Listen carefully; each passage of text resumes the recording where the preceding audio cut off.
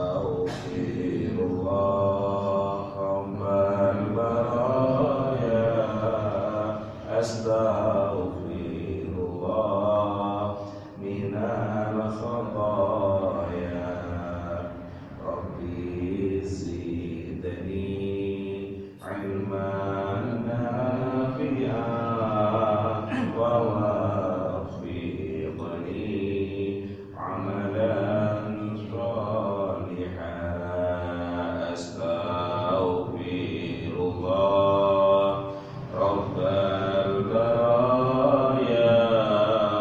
Astaghfirullah minal khataya. Rabbi zidni ilman nafi'an wa wafiqni amalan shalihan. Alhamdulillah. Bismillahirrahmanirrahim. Assalamualaikum warahmatullahi ta'ala wabarakatuh.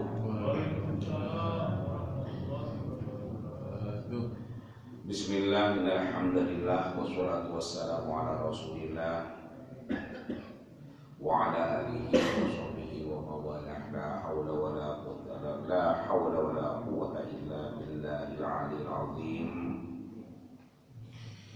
Qala Allah ta'ala fi kitabihil karim wa huwa asdiqul qailin. A'udzu billahi minasyaitonir rajim. Wa idza qadaytumus sholata fadhkurullaha qiyaman wa qu'udan wa 'ala junubikum wa idza na'antum faqimus sholat inna sholata kanat 'alal mu'minina kitaban mawquta. Shadaqallahul azim. Ayat. Bapak Ibu sehat sedanten nggih? Amin. Alhamdulillah. Mugi-mugi terus diberikan sehat dan kita bisa mensyukuri kesehatan. Salah satu bentuk mensyukuri nikmat sehat adalah menggunakan kesehatan kepada jalan yang benar. Kita manfaatkan untuk berjamaah sholat subuh. Kita manfaatkan sejenak untuk kita ngaji. Ini salah satu bentuk mensyukuri nikmat sehat dari Allah. Banyak saudara kita yang ingin kumpul seperti kita, ingin sholat berjamaah, tapi karena sakit tidak bisa. Banyak sakitnya macam-macam, ada yang stroke, ada yang macam-macam. Kita sehat dan kita bisa mensyukuri nikmat sehat berupa dimanfaatkan untuk kegiatan yang positif, kegiatan yang bernilai amal soleh. Ini adalah salah satu bentuk yang luar biasa. Mudah-mudahan Allah mengabulkan amal kita ini dan mudah-mudahan jadi pemberat timbangan kita nanti di alam akhirat. Amin Allahumma amin. Bapak Ibu jamaah yang dirahmati Allah, mari kita lanjutkan ngaji kita. Bismillahirrahmanirrahim. Wa an Abi Hurairah radhiyallahu anhu, dari Abu Hurairah semoga Allah ridha kepadanya, anna Rasulullah sallallahu alaihi wasallam qala, sesungguhnya Rasulullah sallallahu alaihi wasallam bersabda. Apa sabda Rasulullah? Beliau menyebutkan ayatul munafiqi salasun. Tanda-tanda orang munafik itu ada 3. Yang pertama, idza haddatsa kadzaba. Apabila berbicara berdusta, berbohong. Wa idza wa'ada akhlafa. Dan apabila berjanji mengingkari, ingkar pada janjinya itu. Wa idza tumina khona, apabila dipercaya, diberi amanah, khona, dia khianat. Muttafaqun alaih. Hadis ini diriwayatkan oleh Imam Bukhari dan Muslim, yang berarti hadis ini adalah sahih. Bapak Ibu hadirin sekalian yang dirahmati Allah, apa kandungan dari hadis yang disabdakan oleh Rasulullah ini? Hadis ini membahas tentang orang munafik sekaligus tanda-tanda dari orang munafik itu, bahwa munafik itu adalah penyakit hati yang itu bisa membahayakan kepada akal dan badan. Penyakit hati yang dampaknya bukan hanya merusak hati, tapi juga bisa merusak akal dan badan. Orang yang munafik itu adalah orang yang dalam bersikap, bertindak, atau bertutur kata itu tidak sesuai antara lahir dan batin. Mulutnya mengatakan beriman, tetapi hatinya kufur, ingkar. Iman itu kan tunduk pada aturan Allah, tunduk pada apa yang diperintahkan oleh Allah, tunduk kepada apa yang dilarang oleh Allah, bahwa betul-betul menjauhi apa yang dilarang dan senantiasa istiqomah melaksanakan yang diperintah. Itu kan iman. Tetapi orang munafik itu adalah mulutnya mengatakan qalu amanna, mereka mengatakan beriman, tapi hatinya ingkar, kufur. Ketidaksesuaian antara apa yang diucapkan dengan apa yang diperbuat, maka itu adalah termasuk munafik. Orang yang beriman, mulutnya mengatakan beriman, tetapi hatinya tidak sesuai dengan yang diucapkan, ini sesungguhnya adalah penyakit hati. Penyakitnya orang yang beriman. Dan ini ada bukan hanya zaman sekarang. Sejak zaman Rasulullah sudah ada orang yang tidak sesuai antara ucapan dan perbuatan ini. Nah, ini namanya munafik. Ketidaksesuaian antara yang lahir dan yang batin. Ketidaksesuaian antara yang tampak dengan apa yang ada dalam hatinya. Dan ini sangat berbahaya. Sangat berbahaya. Rasulullah itu sangat mengingatkan terhadap orang yang munafik ini. Kalau orang memang tidak beriman, kita sudah menjaga jarak.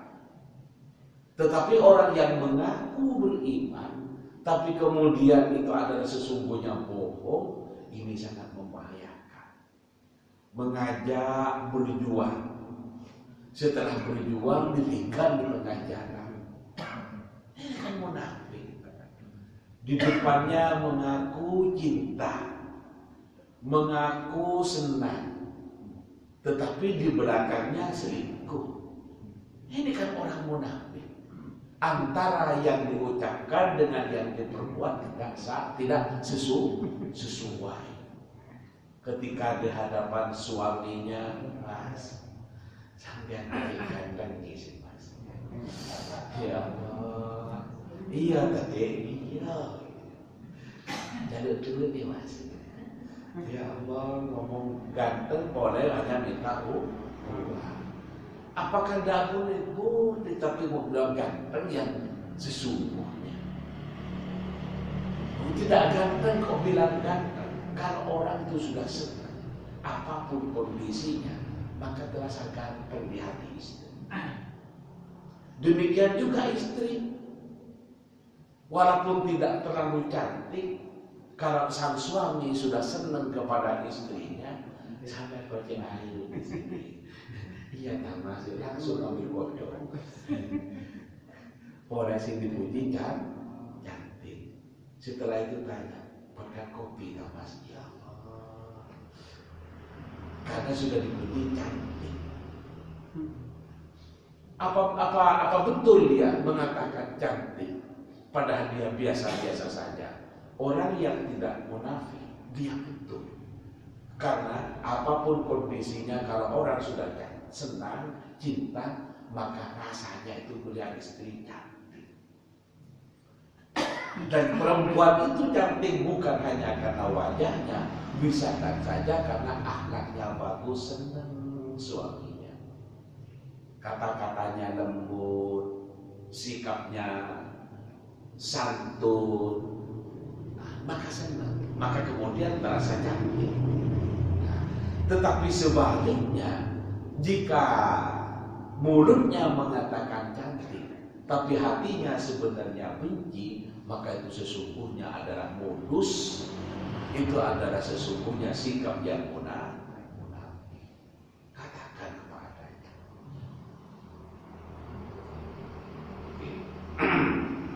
Bapak Ibu hadirin sekalian yang dirahmati Allah, munafik ini adalah penyakit hati yang harus kita semua hindari. Saya sebutkan tadi, bahaya penyakit hati ini atau munafik itu bukan hanya kepada hati itu sendiri, tapi bisa juga kepada akal dan juga bisa pada badan atau tubuh manusia. Nah, kenapa kok bisa begitu? Kalian munafik hatinya kok bisa berdampak kepada akal dan tubuh? Karena akal dan tubuh itu disetir oleh hati itu. Dengan demikian maka orang yang munafik hatinya tidak jujur terhadap apa yang diucapkan oleh lisan itu, ini berbahaya bukan hanya pada hati tetapi kepada akal dan badannya. Kenapa bisa demikian? Karena akal dan badan itu disetir oleh hati. Jelas ini? Nah, karena disetir oleh hati, kartu. Akal dan hati dan badannya menjadi tidak baik. Kalau sudah akalnya menjadi tidak baik, maka orang berpikir, merencanakan, merancang yang tidak baik. Mengatakan cinta kepada istrinya, tapi dalam hatinya ingin mencerai karena selingkuh dengan orang lain. Mengatakan kepada takmir masjid untuk nyumbang uang 100 juta, tapi hatinya karena tidak jujur, tidak sesuai dengan apa yang diucapkan, ternyata hanya omongan doang katanya orang Jakarta. Kalau katanya orang Surabaya, gimana? Gedang terus. Ngomong mau nyumbang 100 juta, ditunggu-tunggu sama panitia, nggak datang. Mau nagih suka, oh ini bukan hutang, tapi ini adalah janji. Boy, diceritain tentang amal, maksudnya sambil ngiting-ngiting biar ingat, lupa. Memang pura-pura lupa. Orang yang pura-pura itu kan lebih sulit daripada yang sungguhan. Orang yang tidur membangunkan orang tidur gampang. Tapi orang yang pura-pura tidur membangunkan orang pura-pura tidur lebih sulit. Kalau pura-pura tidur, kalau orang tidur itu lebih gampang. Dikira tidur, sesungguhnya tidak tidur. Nah, orang yang beriman mengatakan beriman, padahal hatinya menolak, itu dikira beriman, sesungguhnya kufur. Sesungguhnya tidak beriman. Ini lebih bahaya. Lebih bahaya. Jadi orang itu banyak berbuat disetir oleh hatinya. Ketika hatinya itu adalah berkata bohong, maka akalnya juga berbuat sesuai dengan setelan hati, membuat pikiran-pikiran, langkah-langkah yang dimuati oleh perbuatan atau niatan-niatan bohong. Bapak Ibu hadirin sekalian yang dirahmati Allah,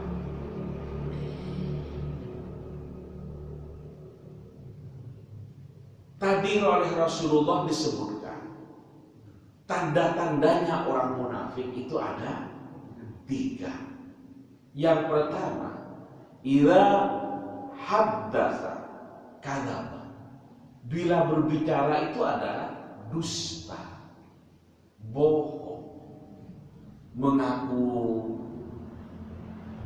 anaknya Pak Lurah, mengaku anaknya kepala desa.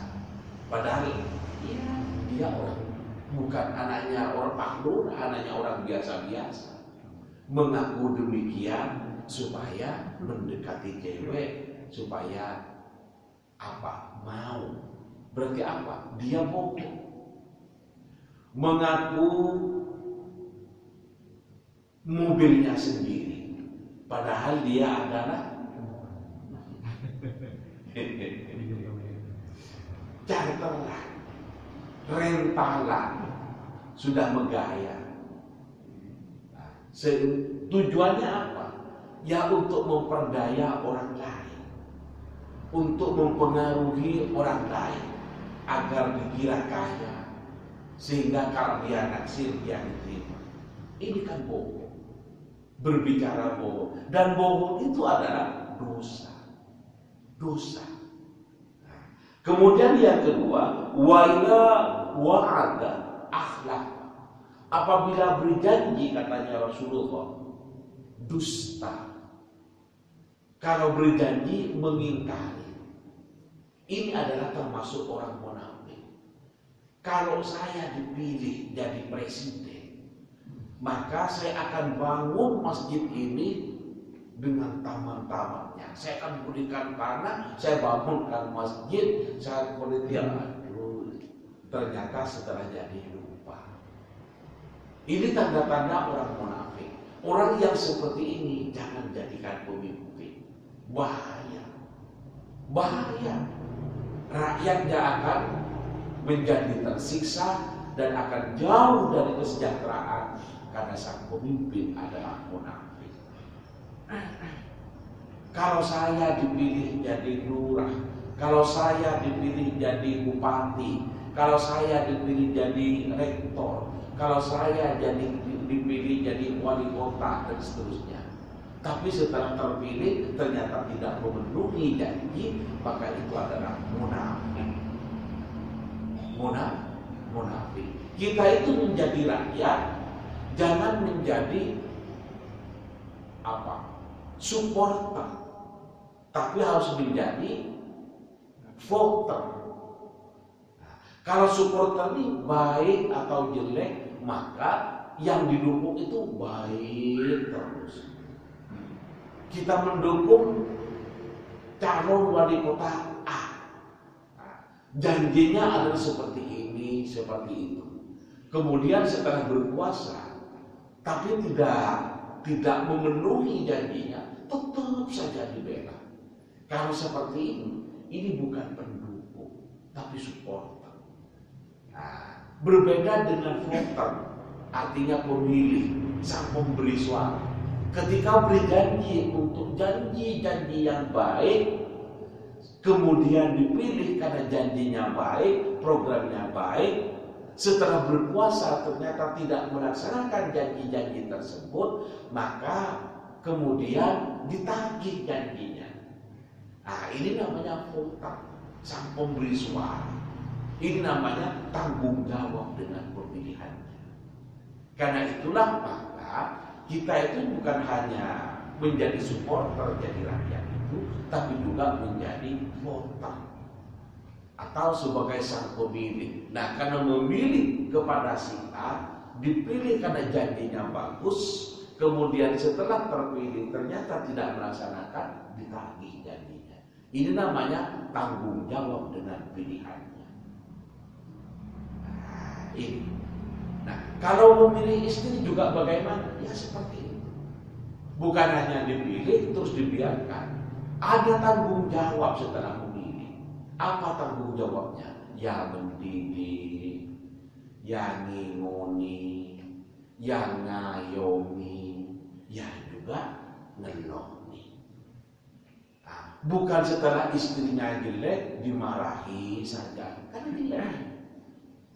Tidak hanya itu, tapi juga dididik supaya istrinya menjadi orang baik. Suami juga seperti itu. Nah, ketika sudah mau menikah dengan si A, memilih dia jadi suaminya, kemudian suaminya tidak baik, ada tanggung jawab dari istri untuk saling mengingatkan. Mengingatkan untuk menjadi orang yang baik.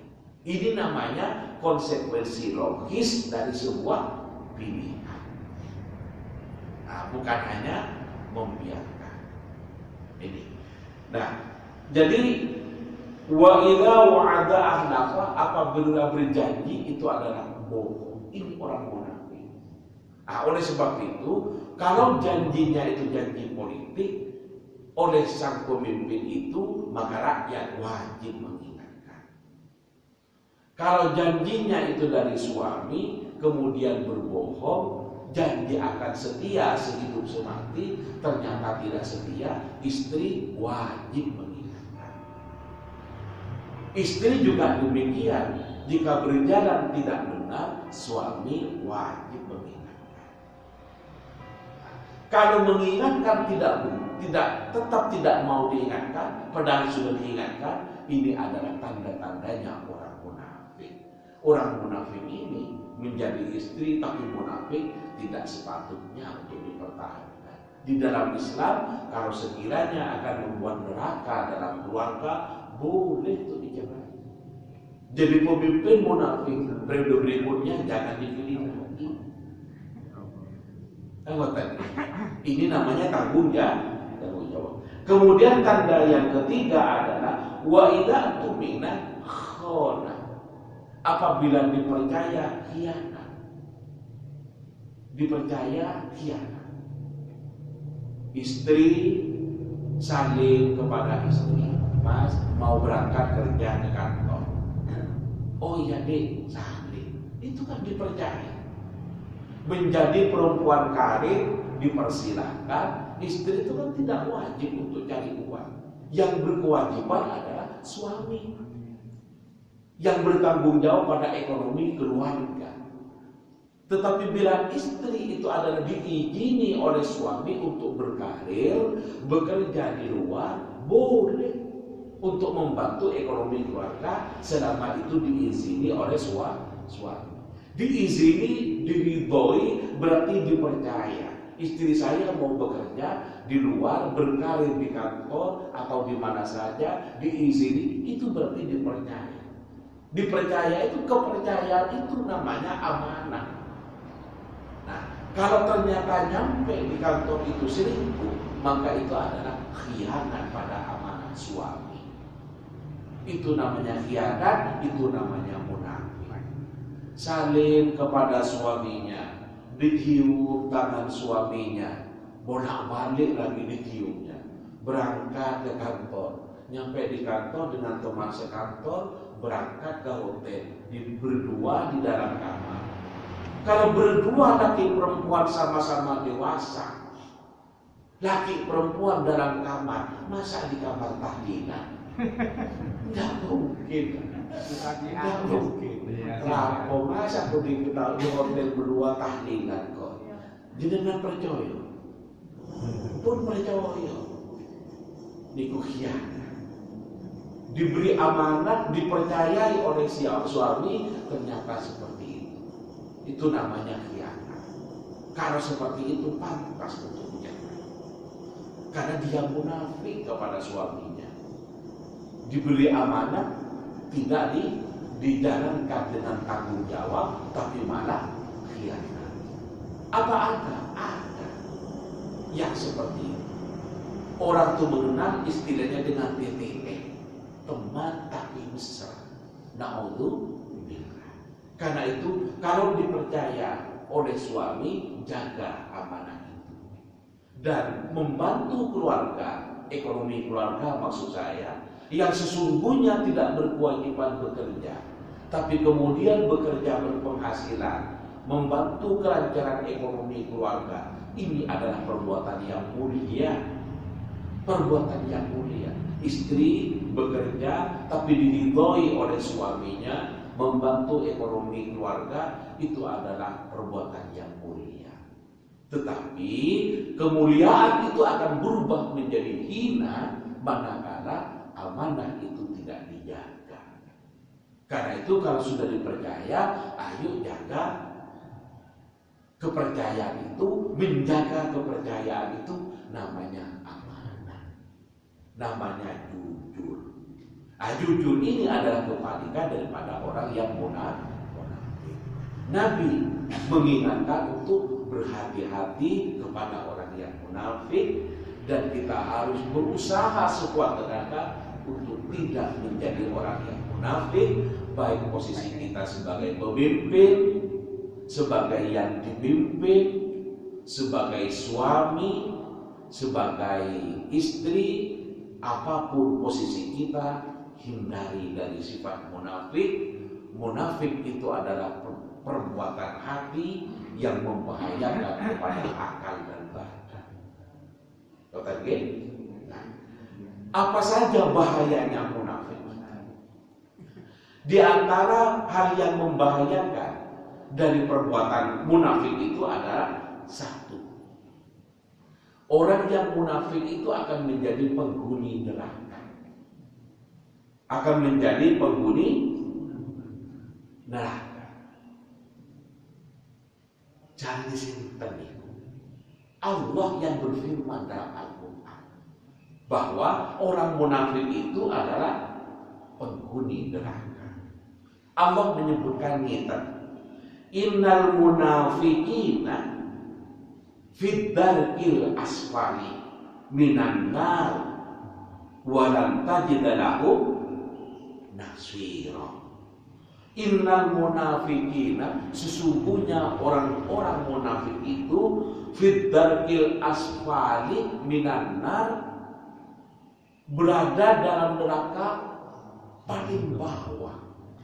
Fid darkil asfal minan nar, berada paling bawah di neraka. Itu katanya Allah.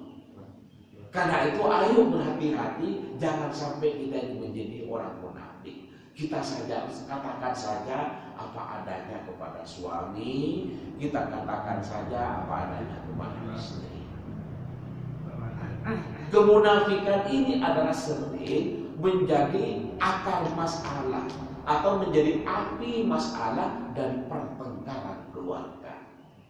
Pertengkaran keluarga atau konflik itu sering berujung pada perceraian. Kalau sudah bercerai, yang berantakan bukan hanya sang suami istri itu, tapi anak juga bisa menjadi korban.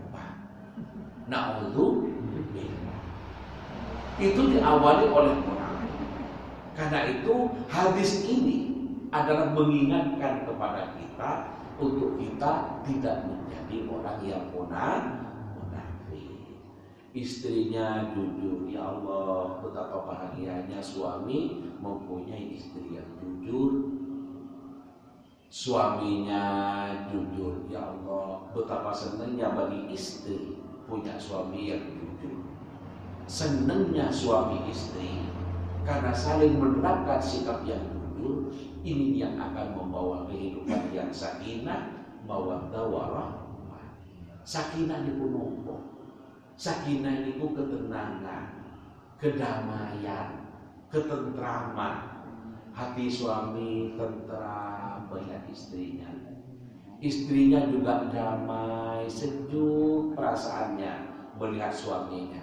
Karena sama-sama penuh kasih sayang, cinta, mawaddah warahmah. Ini adalah yang disebut dengan kehidupan keluarga, sakinah, mawaddah warahmah.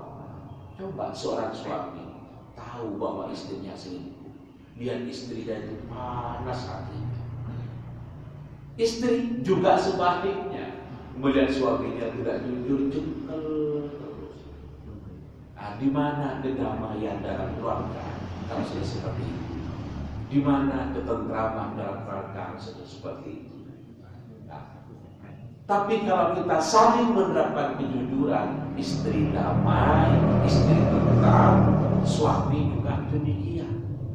Kalau sudah saling mencintai, saling damai, istri berada dalam pangkuan suami, hatinya tuh merasa sejuk, merasa tentram batinnya, serasa dunia milik berdua. Masya Allah, kalau sudah suaminya selingkuh, itu terus setiap waktu mulai terus. Lah, kok selingkuh sampai kok mulai terus.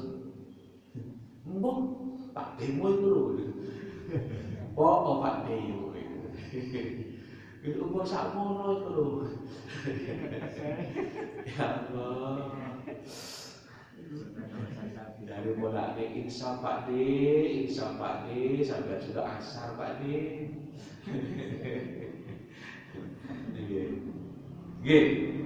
Bapak Ibu sekalian, yang pertama bahayanya orang munafik adalah menjadi penghuni neraka. Innal munafiqina fid-darkil asfali minan.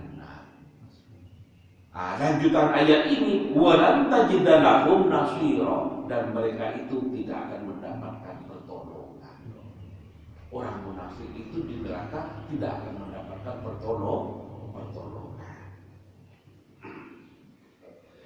Yang kedua adalah orang munafik itu bukan hanya menipu orang lain, tapi menipu dirinya sendiri. Menipu dirinya sendiri. Dia berjanji menyumbang kepada takmir untuk pembangunan masjid. Dikira itu takmirnya yang ditipu. Tidak. Dirinya sendiri juga ditipu. Kenapa ditipunya? Dia merasa akan hebat hanya karena berjanji mau nyumbang. Padahal ketika dia tidak jujur dengan ucapannya, justru merendahkan orang yang munafik. Di mata orang lain itu adalah rendah. Tidak ada yang hormat, tidak ada yang suka kepada orang yang pembohong. Tidak ada. Dengan demikian maka dia menipu dirinya sendiri. Dikira orang akan senang kepada dirinya dengan berjanji akan memberikan ini, akan menyumbang ini. Dikira senang. Kalau pembohong artinya tidak menepati janjinya, orang tidak senang.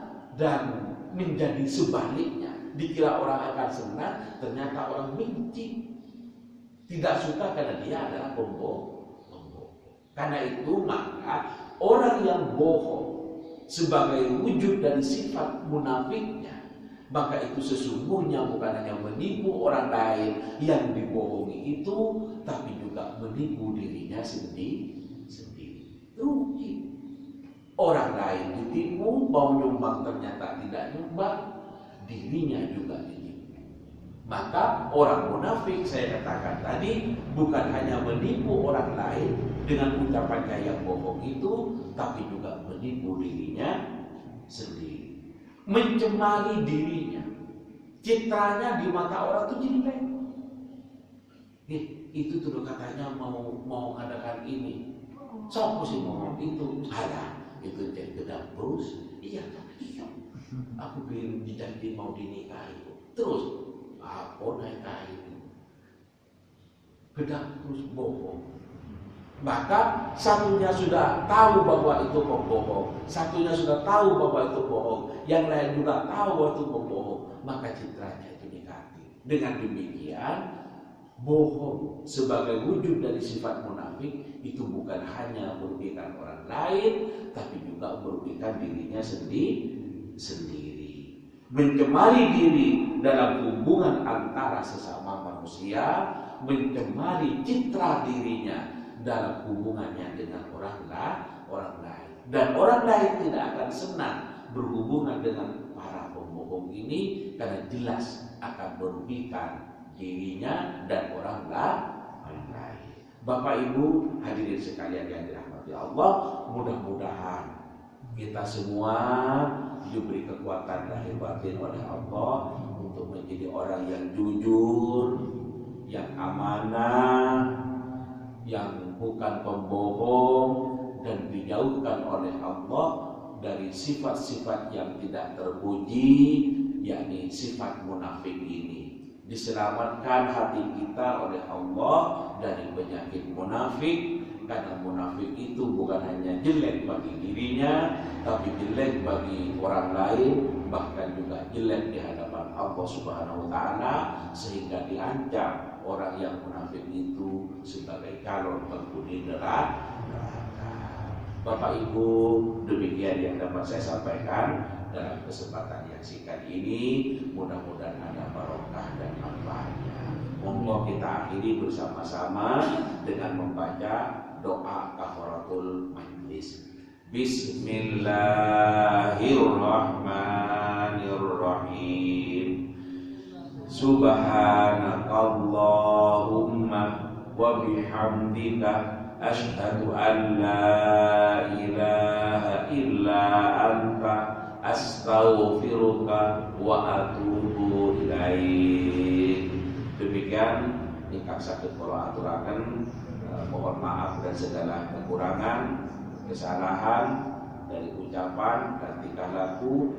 Akhirnya kami akhiri, hadanallahu wa iyyakum ajma'in ila shiratal mustaqim.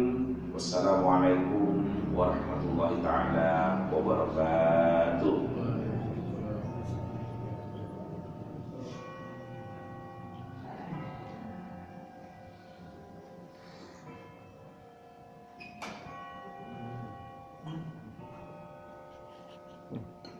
Ini